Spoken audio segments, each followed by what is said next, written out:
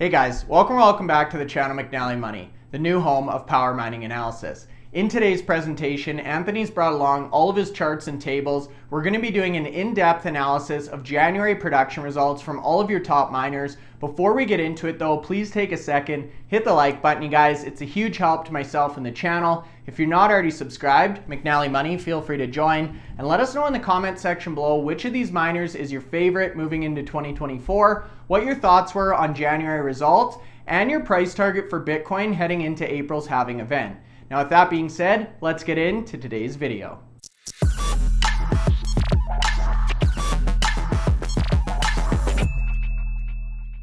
Okay guys, so that's right. Today's video, we've welcomed back Anthony Power. We're going to be doing a deep dive analysis into January production results. Now we've seen in the comments, some of our videos are more news focused, some are more education focused. This one is definitely analytical focused or analytics based. So Anthony, welcome back. Why don't we kick it off with your summary table here, which really does a good job at a high level showing how all the companies performed in the month of January.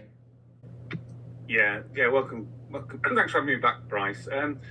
Just before we go into the table, just wanted to, give some of the viewers an understanding of, the overarching issues for January. I mean, if you think about the update we did in December, I mean, to be honest with you, it was literally marathon Riot all over. I mean, they broke records in literally every department.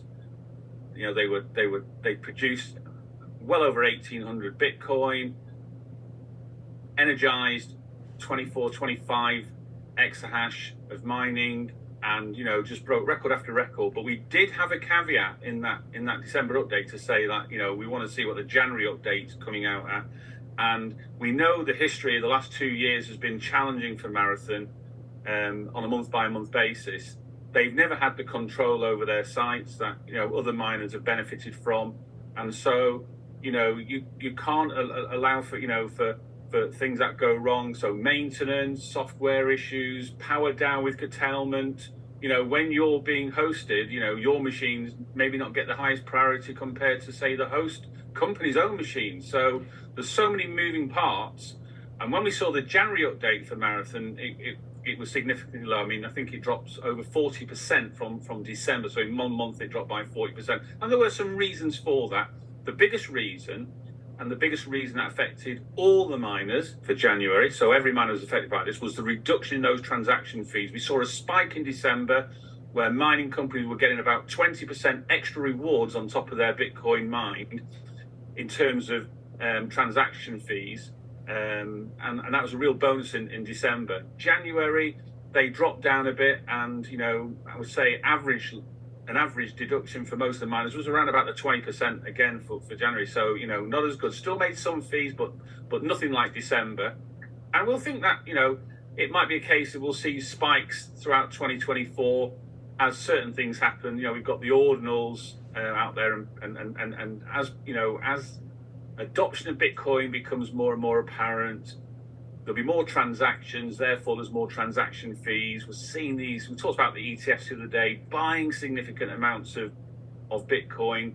And in the first month, we're talking over 200,000 Bitcoin was being bought by these funds. So, transaction fees to that, on the rise. But December was a spike. January sort of back more to normality.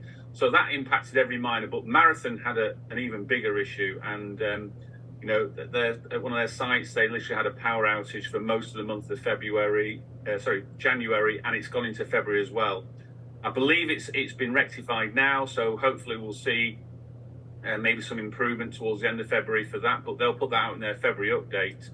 But yeah, just looking at January, they mined 1,084 Bitcoin. On a positive note, and you can't take many positives from their update, they actually had sold no Bitcoin. So that 1,084 went into their hodl, and so their hodl's now at getting close to 16,000. So 15,741. With a valuation at the end of January, and bear in mind the Bitcoin price today is higher than the end of January, but the valuation at the end of January of 670 million. Allow that to the 320 million of cash that they've got on the balance sheet, and they've maintained that level of about $1 billion in treasury. which sets them up really well for anything that comes out pre and post the halving in terms of opportunities, buying more miners, buying more sites. They've certainly got the ability to do that. We've just seen them buy, 2 massive sites and pay cash for those 2 sites. So that could be another way they look at it now. Again, they're still only 45% infrastructure. That 55%, could come down if they buy more sites. And it looks like, that they can see the benefits of being, an infrastructure Bitcoin miner, having that control over everything that they do. The other part of the month, the price of Bitcoin slightly increased, about 0.7% on the closing price for December. So that gave a small amount of improvement to miners, but the transaction fees coming down was a real hit for most of the miners, and most of their daily rates were down about in the 15 to 25% bracket. So probably an average of about 20% across the board. Marathon was bigger because they had a massive curtailment out of their control with a power outage at one of the sites. But yeah, so what were your thoughts on the Marathon update itself, Bryce? Yeah, I think you accurately captured it, Anthony, by saying the highlights were few and far between, but it's hard to imagine when we were talking about the December results, setting all those records. It's very hard to imagine continuing at that pace month after month. And we've talked, Anthony, about the vertical integration approach, about the amount of control that you actually have over your business and these sites. And that's exactly what we saw. The other thing we've talked about in prior videos, Anthony, is these big companies like the Riot, the CleanSpark, the Marathon. They have so many moving parts, so many machines plugged in, so many sites. It's nearly impossible from a logistics standpoint to keep it all firing on every cylinder 100% of the time. And that's why I really like your utilization chart that we're going to get to in a little bit here. But definitely the tail of the tape for me, month over month, was the reduction in transaction fees and just how strong this Bitcoin ETF is coming on and the buying pressure that we're starting to see, Anthony, obviously driving the price of Bitcoin up. Those were the big ones for me is transaction down and Bitcoin price up. So I'll just hit on a few of some of the other additional news stories that we saw during the month, because the chart's there for the self-mine, so all the metrics are on that one. But some of the news stories before we go into the graphs, we look at Bit Digital. We've mentioned them quite a few times. They had their first revenues coming through from their HPC contract, and people are going to be paying attention to this because that's a $50 million contract per annum. Over 3 years, and with potential to grow further. So initially it was at 35, grew to 50, and potentially could go bigger. So they started getting the revenues in that last week of January, and they received about $1 million in revenues for that week. What we'll hope to see now is we'll see a full month in February. So when their February update comes out, keep a watchful eye for what the HPC amount comes out in there. It's not normal for all the mining companies to put their additional revenues out with their monthly updates, but if Bit Digital are going to start highlighting what they've done to HPC, we might see some of the miners as well do that. And we know quite a few of them now, probably close to half the miners in that table are looking at HPC as a way of bringing in revenues that aren't correlated to the price of Bitcoin. So it gives them a little bit of upside when there's a drop in the Bitcoin price. They've still got that revenue coming through, still helps them go that little bit further with in terms of run rate. And for people that don't understand the term run rate, it's making sure you have enough cash to carry on. Your cash run rate is really important. We've talked about that in many podcasts as well, and especially important as we get through this halving. Okay, so that's Bit Digital, and if we look at Bitfarms, we know Bitfarms generally, one of the most consistent miners in North America. You don't have to look far from the top of the table to find out their production numbers every month. So, production by exahash, they're either in the top 2 or 3 every month out. In fact, 2023, they were the top performing miner all year. In the first month of 2024, they're actually in second place, but they were close to the miner that came out top, and we'll talk about them in a little bit. But they're also looking to, upgrade their fleet at the moment, and they just received their first batch of the T21 miners. So they've got 11,600, which will arrive in Quebec shortly. So that'll be, swapping over some of their older miners, because we know that Bitfarms have an efficiency rating, probably, I think they report it's about 35. which actually, is close to what the industry average is. But when you compare that to the likes of Marathon, which is about 24, you've got likes of CleanSpark at 26, and some of the other miners, below that 30, Core Scientific, Iris Energy, TeraWulf. 35 is not where you want to be going into the halving. So they've really looked at this. They're getting these T21s in a lot of these T21s, and all the additional miners that are coming in for their growth, because we know that they're aiming to get to 12 exahash by the halfway point of 2024, and then with a plan to get to 21 exahash potentially by the end of the year.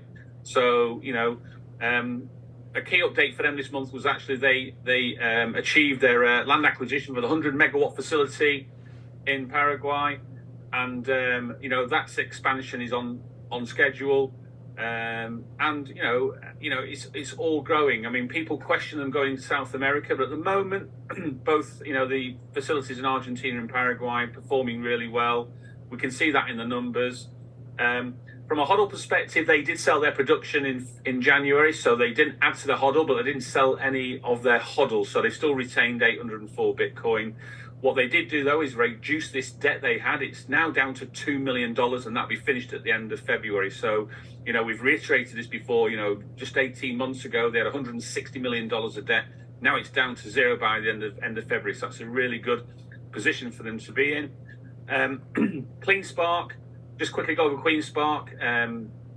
They had a good month, produced 577 Bitcoin, only sold 6.4 of that 577. So they've had this strategy the last sort of 6-7 months, build that HODL up, and now they've got over 3,500 Bitcoin valued at just over $150 million as at the end of January. And I think we'll see this next 2 or 3 months where they'll do exactly the same. They'll just keep building that HODL. They fully believe the price of Bitcoin is going to increase, and they want to be there with their HODL when it does that and benefit from that increase. That's the strategy that they're using now. They used to sell on a daily basis, so they've changed that strategy, but they're in a good position now where they've bought their machines to get to 20 exahash by the middle of the year, and then look to get to 32 exahash. And we had Matthew on the podcast last week, so he gave a really good explanation of what they're doing at the moment, how they're going to get to their position. They're working on these additional sites now to get that extra 12 exahash located, but everything's on order,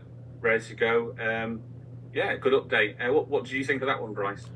Yeah, CleanSpark, I was going to bring up the Matt Schultz interview because I thought he was very well spoken, really instilled a lot of confidence in their business, in their operations, their planning. I know they just came online with 14 exahash. Matt talked about that in the interview as well. But my question to you, Anthony, we've seen a lot of comments talking about them flipping Riot in terms of market cap, all these big three, Riot, Marathon, CleanSpark, jockeying for those top positions. Do you think CleanSpark is going to be able to move into that second or even first spot by the end of this year? I think second spot is obviously achievable. They've done that. The thing is that their results came out and they were favourable. We're going to see Riot's results come out in just over a week's time. And there's an expectation about those results being favourable as well because of the fact they've got a significant amount of Bitcoin on the balance sheet. So they've got over 7,600 nearly 7,650 coins on their balance sheet. So that's more than twice the amount of CleanSpark. And if you think back to CleanSpark's earnings, if they hadn't had the benefit of that 36 million revaluation of Bitcoin, they'd have had a net loss of about 11 million. So, the benefit of that new FASB ruling where they can revalue Bitcoin if it goes up, where they could never previously do that. You can only actually use the valuations it dropped, and you had to stay at that low valuation. Every time it dropped to a lowest point, that was your valuation on your balance sheet. So now that FASB said that you can actually revalue upwards, and that's really benefits all those miners with a HODL. So I expect to see this trend now as the earnings season comes out, with miners with a HODL, or certainly with a significant HODL, they're going to get this benefit from this additional revaluation of their HODL on the balance sheet. And so, the Marathons, the Riots, obviously CleanSpark already had.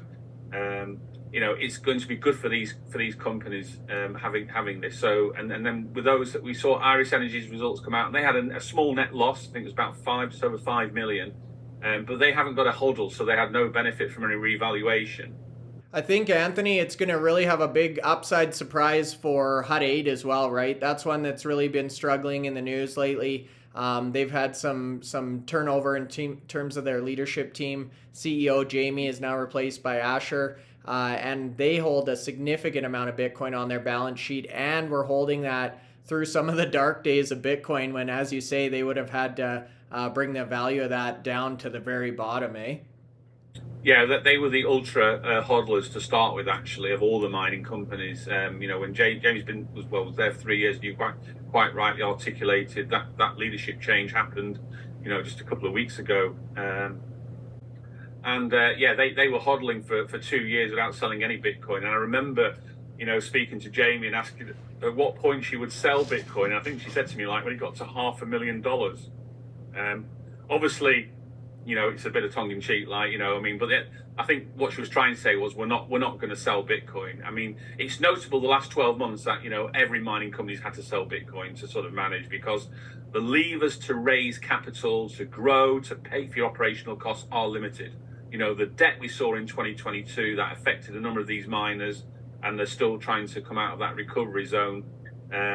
It was challenging. So debt for mining companies is probably a non-starter. So they've only then got a couple of levers that are more easily to attain. One is the dilution through an ATM or through an offering a full dilution to the market, which is a challenge. You go to the market with a full dilution, like say the likes of Argo blockchain, you're having to give that dilution at a discounted price to get people wanting to buy them stocks, and normally it's about 20%.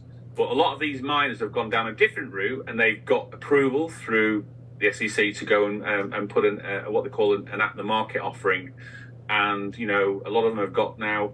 You saw a couple of years ago some of these at the market offerings were around about 100 million, 75 million, some were 50, some were even 25 million.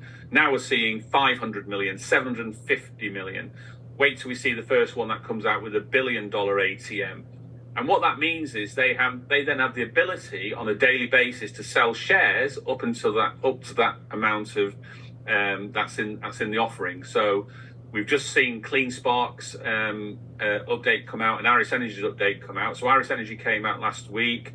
They had 67 million shares in at the end of September. Now they've got something like 104 million shares. So they sold 37 million shares since the end of September, and that's 55% of the company has been effectively been resold in 4 months, and people will be disappointed about that. But what they've been clear about is where that money's going. So that money's going to buy those machines to get them to 11 exahash, with also a deposit in place now to take them to 20 exahash. So they've paid the first 10% of the deposit on the option.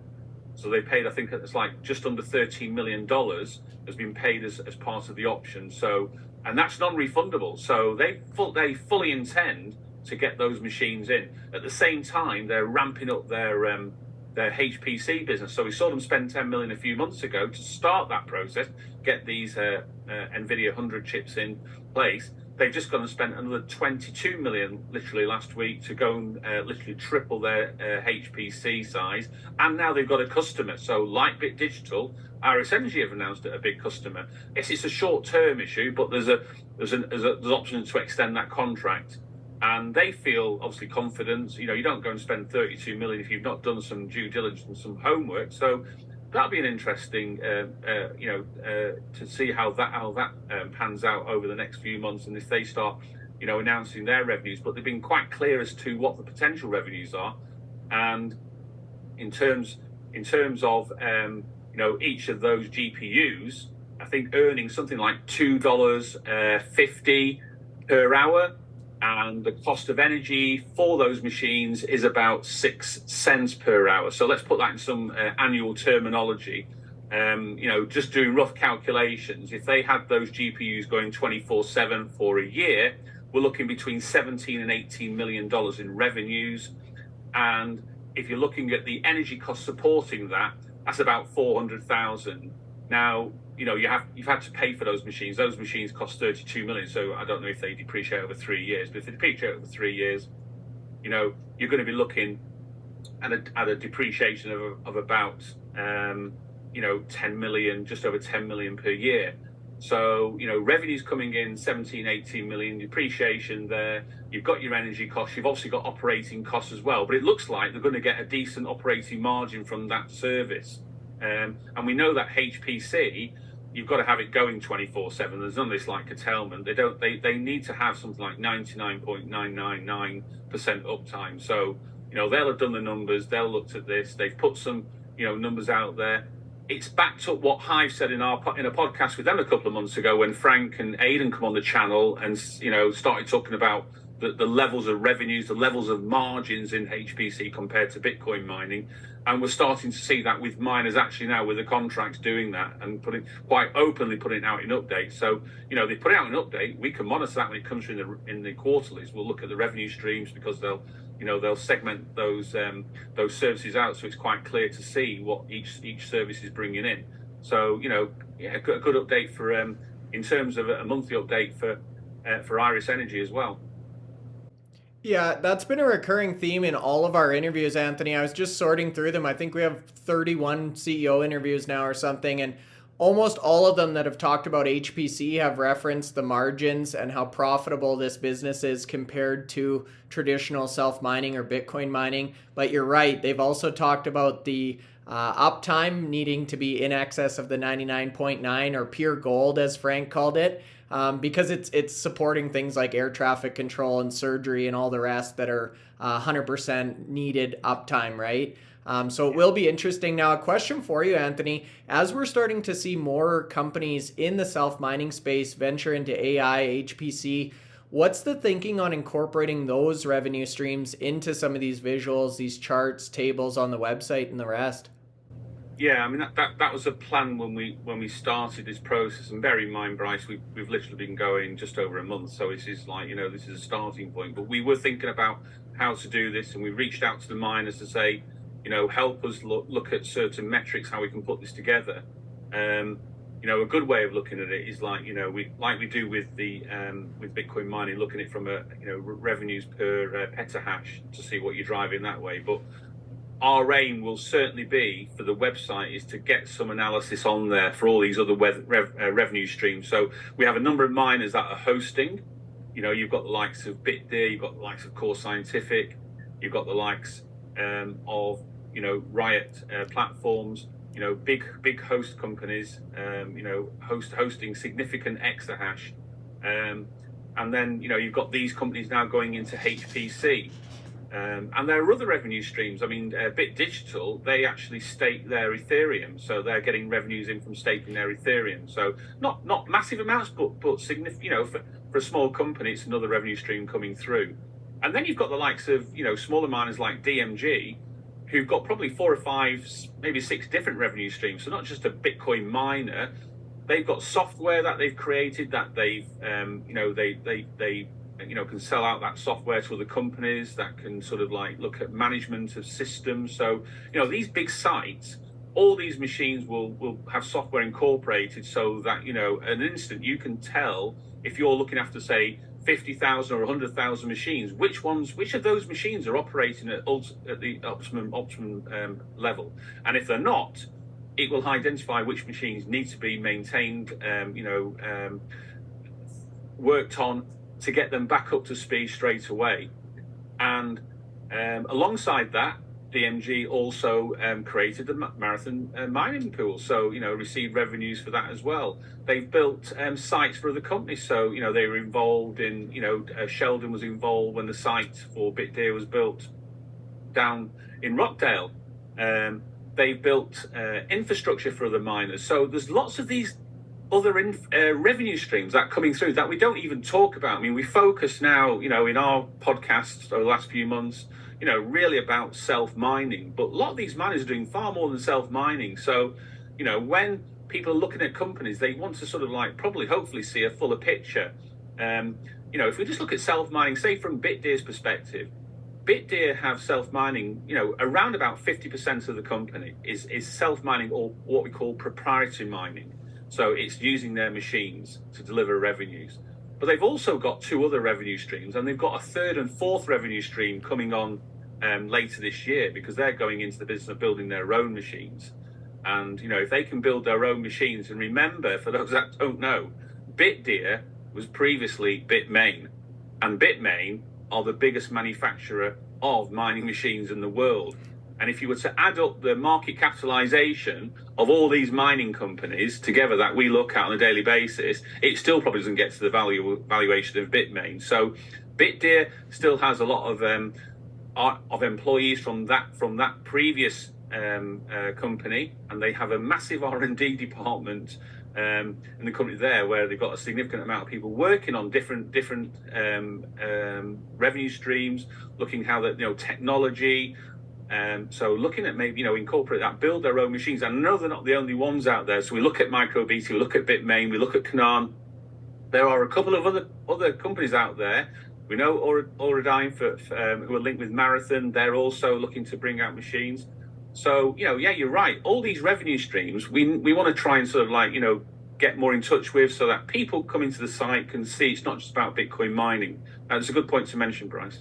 Well, and it kind of goes with the theme. As the companies evolve, our platform and power mining analysis needs to evolve. The other thing I was going to quickly call out, in the spirit of evolution, Anthony, we've had a number of people asking about other companies in this space, getting coverage, getting analysis.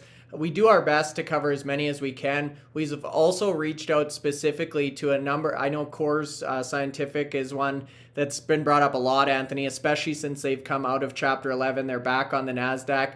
They've actually one that we've reached out to. We haven't heard anything back. So we're doing our best, you guys, to get as many and the most comprehensive coverage we can on our site. But unfortunately, we only have so many hours in the day, and we can only work with people who are willing to sit down with us. So just wanted to throw that in, Anthony. And again, in the interest of... It's a valid point. We have reached out to quite a few miners, and, it's understandable with Core Scientific. They've obviously been really busy, certainly up to January with regards to coming out of Chapter 11. But now, hopefully now they're sort of getting down to day-to-day business, having that off their shoulders now, and being able to do and buy and grow. Hopefully Adam and the team there will be able to sit down with us, even come on the podcast maybe and give us an update. I know there's been a lot of questions about even post Chapter 11, with people getting shares and warrants and not quite sure what they've got and what they need to do. So we have reached out. Hopefully they'll come back. Hopefully they'll see this podcast and realize there's a gap there for them to come and fill. They have been in the analysis before, but bear in mind, there's over 30, I think 32, 33 miners. I get a request pretty much on a weekly basis from other mining companies saying, can we be part of it? And it's like, we are employing other people to help us, but it's like, how, we've just started this now. We're trying to grow it. It costs money to resource it. And people don't realize that, I'm working, long hours. You're putting effort in as well, Bryce. And, we've got the web guys doing what they're doing there, and admin support, etc. It's a full-time thing. And I appreciate some people who'll read an article and they'll say, oh, there's no DigiHost on here. There's no Core Scientific. There's no Argo blockchain. There's no Sphere 3D. There's no Stronghold mining. If we could get a table that you could fit with like 16, 17, 18 miners, I'm sure we'd get more in there. At the moment, there's 13 in there, and that's pretty much standard. I've had sort of 13 or 14 for the last couple of years. I started with 6. With 6, and that was like, Argo, Bitfarms, Hive, Hut, Riot, and Marathon. That was the 6 that started. And it's grown from there, and we're at 13 now, and we've been at sort of like 14, I think, is like the maximum we've had. But it is a challenge. But we've got to also expect, these companies to sit down with us and work out, how we can show these metrics and make sure we confirm data with them, because we're doing that with the miners that are in the current website and things like that, and the articles that go out. So, it's something that we're looking to do to improve, and how we can show more miners. But it's how many hours in the day at the moment we've got to do that, and it's more than a full-time job for me at the moment. So yeah. No, it's exactly right, and we appreciate all that you do for us, Anthony. Now, I know your month-end article just went out by Compass, so I know you talk about kind of some of the main storylines for each of the individual miners in there. Is there anything else you wanted to talk about in terms of major themes for the month of January before we get into some of the more drilled down tables here, Anthony? No, I mean, you know, for me, two of the biggest news stories was obviously January was the spot ETF being approved. That was a big story, and we know, you know, over 200,000 Bitcoin. That's 1% of the total available that they own now, and that's in the first month, and they're buying on a daily basis. I saw another update yesterday that BlackRock bought another, I think it was close to 4,000 in a day, and they're not petering off from this number. BlackRock have got over 100,000 now, and they're probably advancing, you know, quickly towards the level that MicroStrategy got, and they've got close to 200,000 or even 200,000 on their balance sheet. So, you know, the total amount of Bitcoin held by the ITF in the first month has exceeded MicroStrategy in that first month, and that's month one. We have only just started, so long way to go. The other big news, obviously, was the change of leadership, and you know, Ash has now, you know, took over from Jamie. Jamie was with the company 3 years, and you know, she was obviously there, responsible for you know, from Hut 8's point of view in that merger, you know, of equals coming together. But now the board have decided that, you know, now that the merger's gone through, they're looking at a strategic direction, and that, you know, Asher fits that criteria. So we'll be watching Hut 8 as they go along, because it hasn't been, you know, a positive success story for them for the last couple of years. They've had so many issues. We've seen some good news in the last sort of like in the last week or so, where they've gone through and you know, took on more deals with other partners. They lost the deal with Marathon, but I mean, when you say lost the deal, Marathon have literally paid a year's management fee to them, so they got like 13 million to help soften that blow, and that's going to be paid within 30 days of termination, which is due to happen on April the 30th. So that's 13.5 million going into the coffers there. Yes, it gives Marathon the control they need, but Hut 8 got a nice payment for that. And at the same time, they'd announced this 4-year deal with Ionic Digital, overlooking, you know, operations at four different sites. So, you know, they've got a replacement deal there, but we'll be watching what they do, because, you know, a couple of years ago, 2.5 years ago, you know, in terms of like follower base, you know, and shareholders, Hut sort of pretty much led the way, really. They were a very popular share, you know, really had a lot of strong followers, and this, I think it was the HODL as well, shareholders like that, you know. But this last couple of years, shareholders been waiting for, you know, for the growth in hash rate. It didn't happen before the merger. Now they've got about 7x, just over 7x hash of self mining, and also a lot more hash rate in hosted mining. So that's the biggest part of their business. Yes, they've also got HPC, so they acquired you know, the data centers a couple of years ago, and that's probably an area that'll grow as well, because they've also got, you know, a significant amount of GPUs in the same way that Hive Digital has. So for them, it's, you know, it's going to be a watchful year for Hut. We need to see some improvement. And Ash has you know, been on the site recently, and we've had updates out from Hut. So let's give him an opportunity to you know, to deliver what he said he would. And he's expecting nothing in his first quarter, but from quarter 2 onwards, people should start seeing improvement.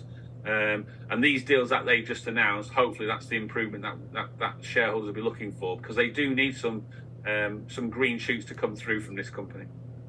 Yeah, most definitely. And again, that'll be one to watch with these new FASB accounting rules, as they do have a large portion of their balance sheet in Bitcoin. So speaking of tail the tapes, Anthony, Bitcoin mined, I know this is kind of your first drill down table.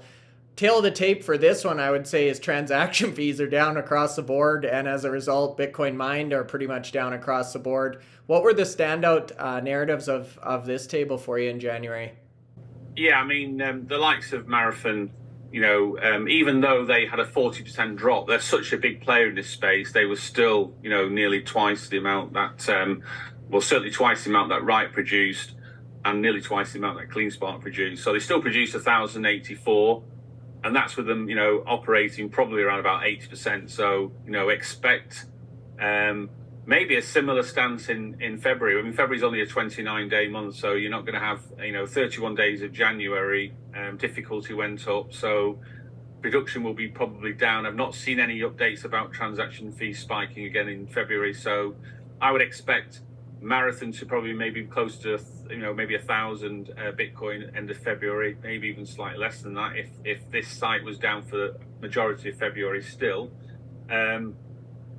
CleanSpark, as I say, every miner had an issue with the transaction fees. The only ones that sort of like benefited was the likes of TeraWulf, where they actually increased their hash rate. So that softened the blow. They were still down, I think 6-7% on the previous month, but they increased their hash rate. So I think operating at at the end of the month it was 7.1. I think they've even increased that now, so that number's building up. So it's due to be 7.9 by the end of the quarter, and then hopefully get to, when building 4 is completed for TeraWulf, it will go to 10 exahash, which is their planned target for 2024. And so we sort of say that 10 exahash is a sort of like now a standard for most of these miners. So we're looking at them approaching 10 by the middle of the year. We're looking at Iris Energy approaching 10 by the middle of the year. We're looking at Bitfarms approaching 10 by the middle of the year.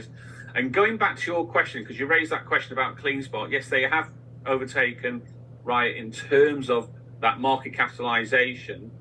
But we've got Corsicana coming on site, and we know that Corsicana is a 1 gigawatt site, so that pretty much fulfills their growth strategy for the next few years. So they haven't got to start thinking about where their sites are going to be.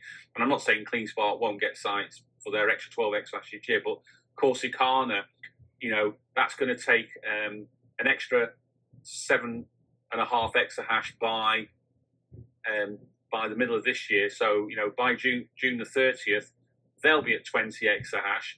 CleanSpark will be at 20 exahash. So I think it's going to be a sort of like a neck and neck contest. I can't see them catching Marathon yet. I mean, Marathon's market capitalization, close to double what CleanSpark and Riot is at the moment. So, but saying that, we had a conversation, I think it was late November, when CleanSpark reached the magic 1 billion mark, and then 12 days later reached, 2 billion. So it took them, a few years to get to 1 billion, only 12 days to double that to 2 billion. They're currently around about 3 to 3.5 billion. And that's only like 2 months or 6 weeks later than they got to 2 billion. So they've done this in rapid succession. And that's all down to them, getting the hash rate up as planned. So they did everything they said in 2022. They should have got to 16 exahash by the end of 2023, but they're about 7 weeks behind. So let's give them a little bit of a leeway on that there. But they reached the 16 exahash imminently now. We know they're already operating at over 14, and the machines are going in as we speak. They'll get to 20 by middle of the year, and they've got this extra 12. It's going to be a race between those two because, Riot have got machine orders in to get to 38 exahash. Now, that will take them into 2025. So I think by mid-2025, the expectation is, as Corsicana gets further built out, they've got to build these facilities at the site to host the miners. The orders are in place, so they get to 38 exahash in 2025. And then they've got options to go to 100 exahash. And, so they've really thought about long-term future growth. CleanSpark equally, they've looked at going to 50 exahash, Marathon 50 exahash, and so those three you can sort of like put in a tier on their own. So we've got this, sort of like 3 or 4 tiers now in terms of miners and their hash rate growth. So, in that top tier, you've got the likes of Marathon, you've got the likes of CleanSpark, you've got the likes of Riot platforms. All those miners there. Looking to get to 30 exahash plus in the near term, with ambitions to get to 50. And in Riot Platforms' case, they've even announced going to 100 exahash because they've got a 1 gigawatt site at Corsicana that can deliver a significant amount of power there and really a lot of hash rate can go into that facility. So they have to start thinking about additional sites. Then you've got the second tier of miners who are sort of aiming now.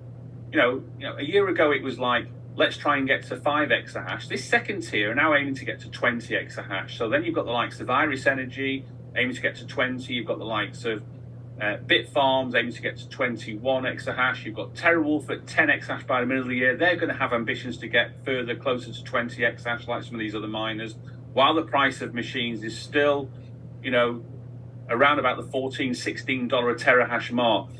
And then you've got a group of other miners that are still sort of like not even at 5 exahash, looking maybe to get to 6, 7, 8 exahash. So not even going to get to double digits. So you can see now there's gaps between these tiers, and it's going to be interesting to watch as we go through the halving, because that's going to be important, and see who's got these most efficient miners that can keep mining, when the rewards drop by 50%, and all those miners in those top tiers and a lot of the miners in the second tier, we've known they've put in some massive orders of all these most efficient machines, the S21s, the T21s, the equivalent micro BT machines. We know that there's more machines coming to the market later this year. So Bitdeer, I've already alluded to the fact that they'll bring out a machine and that'll be tested on the market, and hopefully that will be at least at the level that the S21s and T21s are operating now. You've got other companies that are doing it. Auradine are doing, great things, in the mining space as well. So these miners, the gap could get bigger and bigger. A year, 2 years ago, the gap was not significant between all the miners. But we've seen this last year where, some of them have actually started delivering on those growth strategies that they said they would do. So, this next sort of like 12, 18 months is going to be interesting to see how wide these growths are minus a miner, and how challenged it will be for some of the smaller miners to actually start achieving growth, because a lot of the bigger miners were benefiting when the cash was there on the NASDAQ, 2 or 3 years ago when they listed, and not just the cash from retail investors. Some of these big miners like Marathon, like CleanSpark, like Riot, they've got the benefit of having the big institutions backing them as well. So Fidelity and BlackRock and other big institutions are pumping millions and millions into these companies as well, knowing that that it's going to reciprocate in growth, more Bitcoin, more revenues coming through, and looking at their profit, their share of their investment grow with it. So it's going to be an interesting time. It most definitely will. Plus the halving in there. Now you talk about growth and some of the difficulties for these smaller miners. The next table you've brought along is Bitcoin mined per exahash. So essentially how efficiently these miners can operate with what they actually have. And it was actually one of the smallest miners we cover on the channel, SATO Technologies, that came out first in January for this metric. So great segue there, Anthony, but why don't we move over there and talk about some of the highlights? Obviously, SATO is one of them for the actual Bitcoin per exahash. I mean, if we go back to 2023 and we look at where the league tables were, I think it was Bitfarms, Hive, Iris Energy, and then SATO actually came in fourth in 2023 with their in their table. So in 2024, they've come out top in January. And so it sets off a good position for them to sort of like maintain for the rest of the year. But if you look at number 2, 3, and 4 in that table, it's Bitfarms, Hive, and Iris Energy. So, nobody's giving up places easily in this space. DMG also had a good 2023. They come in there with 5th. And so you've got those top 5 miners all producing just over 60 Bitcoin per exahash. If we go to the other end of the scale, we've got Riot Platforms at 41.9. Now, we do know that Riot, they've had to curtail energy at their Windstone facility because of the weather conditions. They've also been utilizing their energy strategy. So they've made some power sales. They've got some power demand credits coming back in, enhanced credits coming back in. And that was about 3.5 million. Now, that added to their production. If you equated that credit into Bitcoin equivalent, it still makes them pretty low. So there's still some questions that hopefully Jason can sort of like put some answers to those questions when he comes on the podcast, which I think the first week in March is looking likely now. So that would be an interesting podcast to give him, an opportunity to say that, because I know people are looking at production from Riot and trying to understand, is the energy strategy working in terms of, as the Bitcoin price is now rising, should the company be looking at utilizing that PPA agreement to mine, or what's the benefit of the energy strategy you don't get Bitcoin, you get a credit against your future electricity bill. So yes, it does reduce their margins, but does it give more life to the machines if you're not using them as much as well? So there's lots of questions to ask. HUT, we know have had a challenging time out in 2023, and again in 2024 now they've still got some niggling issues, but we've started to see a little bit of improved performance. Bitdeer had some downtime in January, so again, that was an off month for them. Hopefully they'll be back to normal production in February, and then the rest of them, Marathon, obviously first place in December, but struggling in January, producing 56.2. They have got to their targets in terms of exahash, but it's just a case of that control. I keep going back to that control. Not all owning their sites is going to be an issue until they change that, and that's happened for the last couple of years now. But it's a good metric to look at because you can actually compare miners with different hash rates in one space. Yeah, I think of all the tables, that's probably my favorite. Now, you mentioned, rightfully so, we've got Jason Less, the CEO of Riot, the first week of March. So if you guys do have some questions for Riot, leave them in the comment section below. And then we actually have the CEO of SATO Technologies, Romain Nazareth, on tomorrow. So you'll get kind of both ends of the spectrum there, one of the biggest and one of the smallest miners. You can compare and contrast kind of strategy going into halving. Now, the next chart here, Anthony, another one that I really like to look at, percent of Bitcoin sold in month. This one, my question for you is, where did the 6.4 come from for CleanSpark? I've no idea why they actually sold 6.4. I don't know. I've scratched my head. I've got a few ideas, but I'm not going to leave them on the channel today. But 1%. It didn't even come top in that metric. To be honest with you, Hive and Marathon didn't sell any of their production, and you sort of get the feel a few of the miners who've got a bit of a hodl are sort of now thinking, with the price, I think today it's over 52,000. You are seeing that benefit. We're seeing, keep going back to the ETFs. If they keep buying Bitcoin, it's taken away, the supply that other people might want, and so with demand high, supplies only 900 a day being produced, and these companies are buying 3,000-4,000 bitcoins each in terms of on a daily basis. So they're buying more than's being produced, and that will affect the price. And I think some of these miners who've got hodls already feel that they've got a little bit more to go. The ones that sell on a daily basis, the Bitdeers, the Irish Energies, the TeraWulfs, Soluna Holdings, which is a new miner that we've included this month there to highlight, another small miner that people have started to ask questions about. I know in some of the various social media sites, people are asking questions about Soluna, so we include them this month just give people an opportunity to see what they do. Yeah, so with regards to Soluna Holdings, they operate self-mining, proprietary mining, and they also have a bigger hosting hash rate. So from a self-mining perspective, about 0.8 exahash, and from a hosting, probably about double that amount there. And they're looking to grow that. They've got some really good facilities. They check out the recent podcast with the CEO there, John, and also they're looking to move into the HPC space. So a real small market capitalization, but looking to at the moment punch above its weight, and we'll keep a watchful eye on those there. I mean, SATO Technology, they were our small miner, and they just achieved the top of the table for January. So we'll keep a look at Soluna as we go through the next few months and see how they're doing in comparison. Yeah, it's always nice to have a little bit of variety in there and see some of the different sized or tiered companies compared to each other. Now, another nice metric to compare different size and scale of companies in this space is utilization, Anthony. So we'll jump into that next. What is utilization and what were the standouts last month?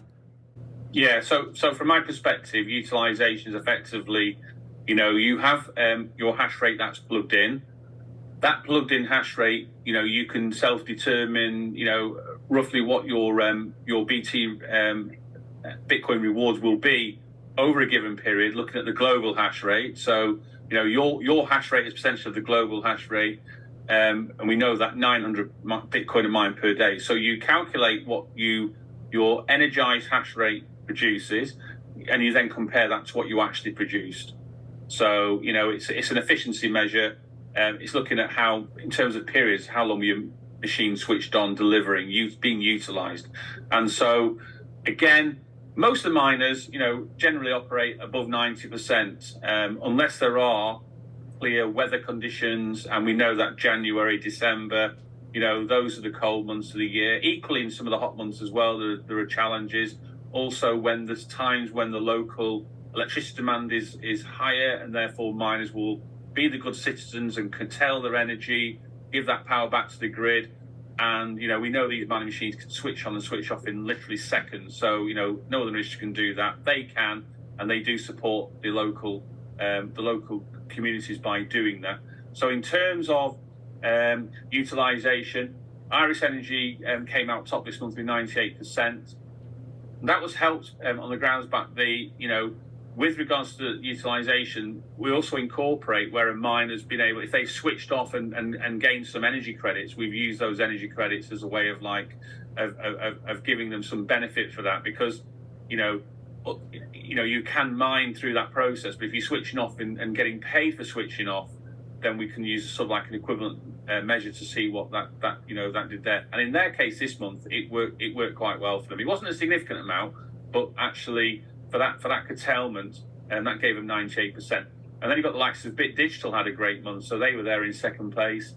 Followed by, again, the Hives and the CleanSparks and SATO are in there. SATO had to be very high utilization because they came top of the Bitcoin by exahash. So you'd naturally think if you can you can operate well, your utilization should be quite high. But most of the miners, in the 90s, we go to the end of the table, and Marathon stands out because of the facts we've alluded to already. So it's 68%, and Hut at 78%. So those two miners, will be watching their performances in the coming months to see if they can show some improvement on those. Gotcha. And another table that we've seen a lot of change month over month, Anthony, is the revenue by petahash, or revenue by hash rate. Now, obviously, this one impacted by transaction fees as well compared to December. But what were the big tails of the tape or the trends you saw in terms of revenue by petahash? And what is this metric in terms of how it's calculated?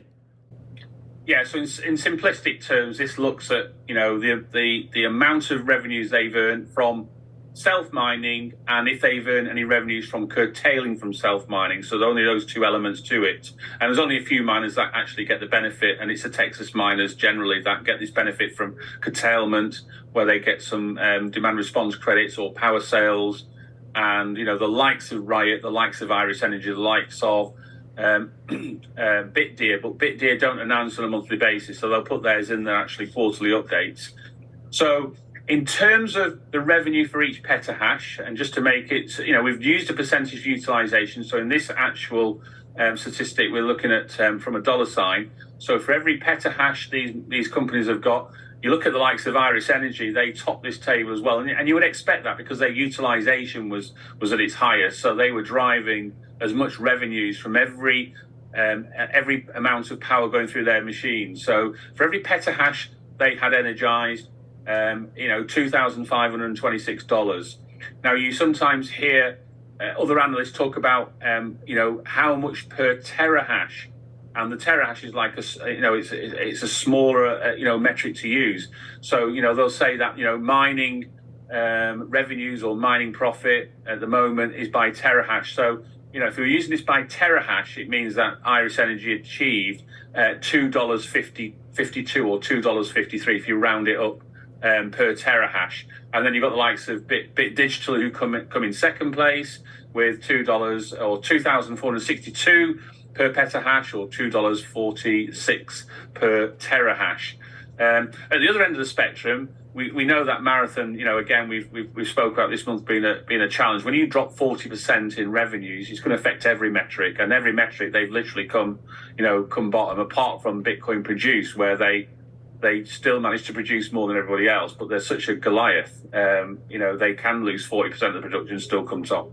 So their revenues for every petahash they had deployed was only, $1,748. So that's a significant drop. That's like, a 33% drop on what Iris Energy were achieving. So, it is important. It is important because at the end of the day, revenues, you want to get as much revenues as you can, because a lot of your costs, a lot of your staffing costs, a lot of your operating costs are still there.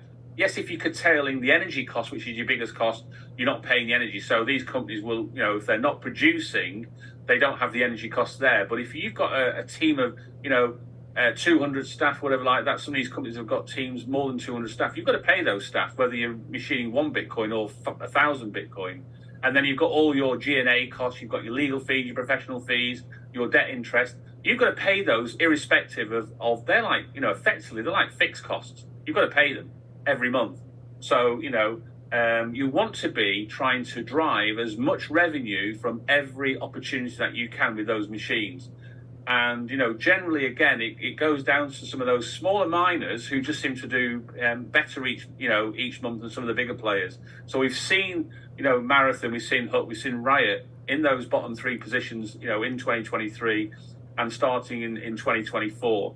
And, we'll hopefully get those, the likes of those leaders on the podcast to sort of, try and explain, that in more detail of what they're doing to try and get their numbers further up that table, because I'm sure, retail and institutional investors look at these numbers as well. Not necessarily my numbers, they'll calculate them, but, some of them might well do. And they'll be, looking at these, with a bit of surprise as to why there's a disparity between miners. But yeah, another solid month for Iris Energy. They just seem to sort of like, they're always there, top 3, top 4, month in, month out. And now this, with the good news about HPC, it looks like it's potentially going to be a good year for Iris. And Bit Digital, again, we've talked about them quite a few times in the last few months, relatively unknown in 2023, but now in 2024 with this HPC contract, put them massively on the map. Looking to grow hash rate. Again, they've got a target to get to 6 exahash by the end of the year. That will be more than double what they've got at the moment. 50 million contracts in place. February's going to be really interesting. I want to see their numbers quite in February, and hopefully they'll allude to what they've got in terms of the HPC contract. Because if it's 50 million a year, I want to be seeing 4 million plus in that space for February, because that's a full month period there. But yeah, overall, a good update.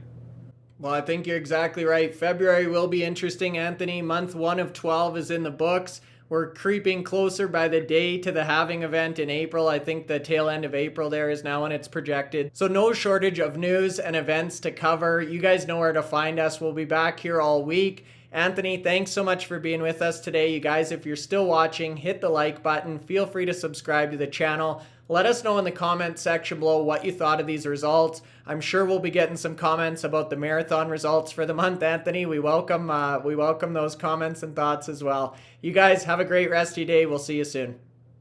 See you soon.